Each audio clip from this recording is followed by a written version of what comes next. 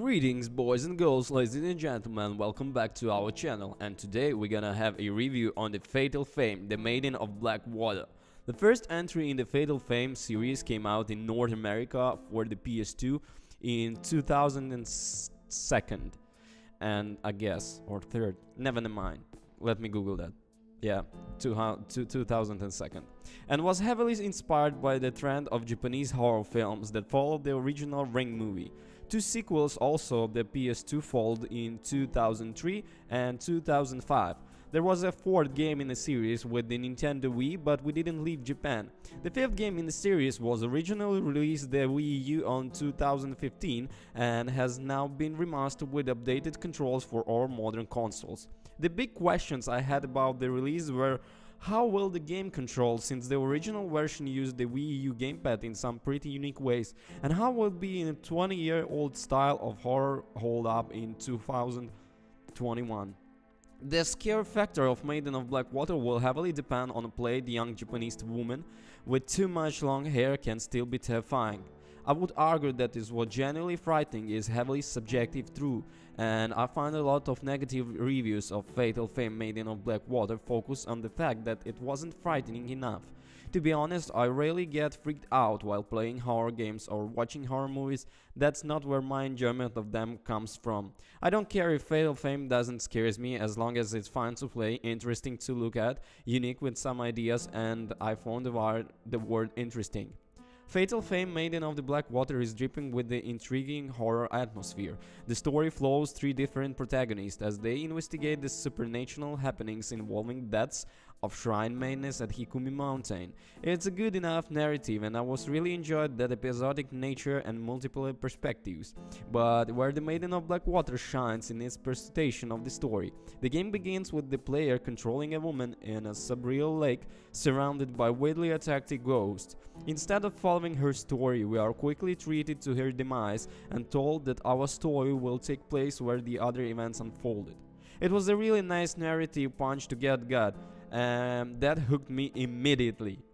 And I really don't find the horror image to be dated. It was actually a pretty refreshing horror experience to see something in Japanese today. There are elements of gameplay that are very typical survival horror, but they emergently felt more refreshing throwback that dated.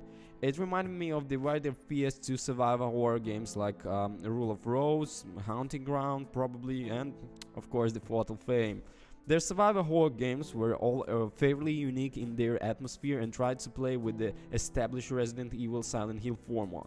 There are stiff controls, linear paths and awkward moments, but captivating ideas that overshadow these shortcomings. It's also worth noting here that Maiden of Black Water brings back the swimwear costumes that the Wii U version ported. People will roll their eyes at this, but those swimwear costumes are actually quite appropriate to the particular game, and I think the developers would have been well severed to write them in definite default costume in some way. The interaction of bodies in water and wet sheet of clothing and skin is always technically appropriate to a game that works hard to turn something unavoidable and into something larger with danger.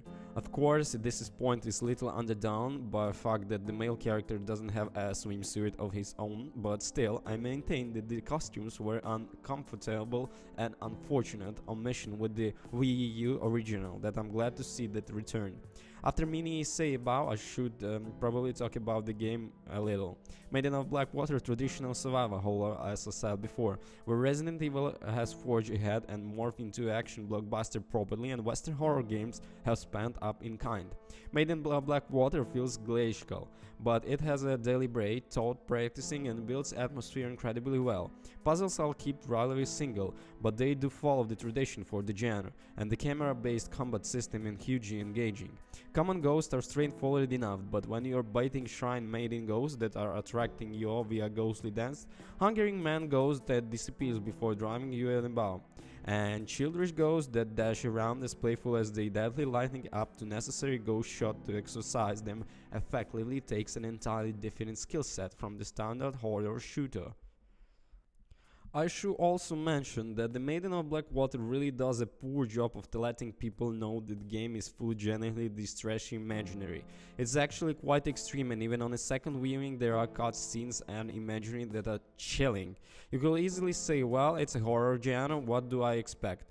But we're not talking about simple gore and hooks through the hands a la Resident Evil. We're talking about explicit depictions of ritual violence, suicide, and other things such as will be beyond the limits of people.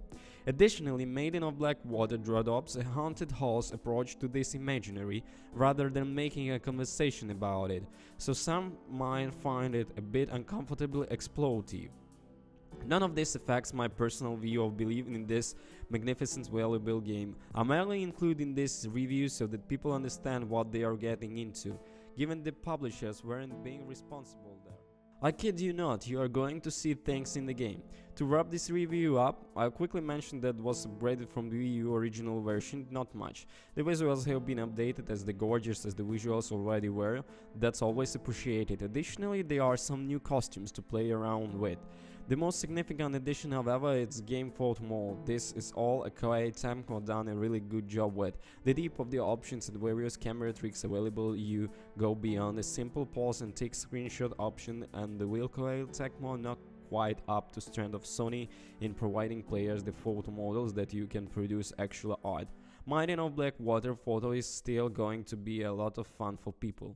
Project Zero Maiden Black of Water is so deeply Japanese that you come away from it learning a bit wonderful horror storytelling traditional that the cool has. While some might find themselves at odds with a very just satisfied traditional about a horror game that should play, if you go with an open mind understanding the cultural context that leads to the game turning on this way, then you find to be really remarkable and enlightening game and art. It's not unlike going to art gallery for your exhibition, really, it's way more better.